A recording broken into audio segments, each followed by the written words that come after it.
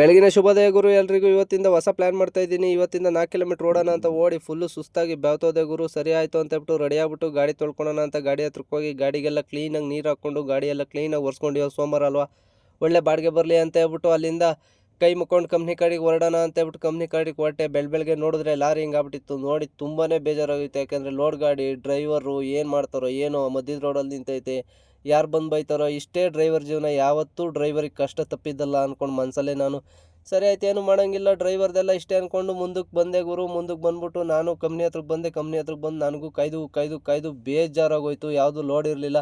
ಸರಿ ಆಯಿತು, ಒಂದು ಬಾಟ್ಲು ನೀರು ತಂದ್ಕೊಂಡು ನಾನು ನಮ್ಮ ಹುಡುಗ ಕಾಯ್ದು ಬೇಜಾರಾಯಿತು. ಕೊನೆಗೂ ಯಾವುದು ಲೋಡ್ ಸಿಗಲ್ಲ. ಸರಿ ಆಯಿತು, ಸ್ವಲ್ಪ ಹೊತ್ತು ಮಲಿಕೊಳ್ಳೋಣ ಅಂತೇಳ್ಬಿಟ್ಟು ಗಾಡಿ ಹತ್ರಕ್ಕೆ ಬಂದು ಮಲಿಕೊಂಡು ನನಗೂ ಅದು ಏನು ಮಾಡೋದು ಅಂತ ನಿದ್ದೆ ಬೇರೆ ಬರಲಿಲ್ಲ. ಅದಕ್ಕೆ ಹಂಗೆ ಟೈಮ್ ಪಾಸ್ ಮಾಡ್ಬಿಟ್ಟು ಆಫೀಸಿಗೆ ಫೋನ್ ಹಾಕ್ತೆ, ಯಾವ್ದಾರು ಲೋಡ್ ಇದೆಯಾ ಅಂತ. ಇಲ್ಲ ಕಣಪ್ಪ, ಲೋಡಿಂಗ್ ಪಾಯಿಂಟ್ಗೆ ಹಾಕೋಗು ನೋಡೋಣ ಹೇಳ್ತೀನಿ ಅಂದರು. ಸರಿ ಆಯಿತು ಅಂತ ಲೋಡಿಂಗ್ ಪಾಯಿಂಟ್ಗೆ ಹಾಕ್ಬಿಟ್ಟು ಬ್ಯಾಸ್ಕೆಟ್ ತಗೊಂಡು ಅಲ್ಲಿಂದ ಸೀದಾ ನಮ್ಮ ಅಪ್ಪಂಗೆ ಫೋನ್ ಮಾಡ್ಕೊಂಡು ಹೊರಟೆ ಗುರು. ಈ ವಿಡಿಯೋ ಇಷ್ಟ ಆದರೆ ಲೈಕ್ ಮಾಡಿ, ಶೇರ್ ಮಾಡಿ, ಕಮೆಂಟ್ ಮಾಡಿ, ಸಬ್ಸ್ಕ್ರೈಬ್ ಅದು ಮರಿ.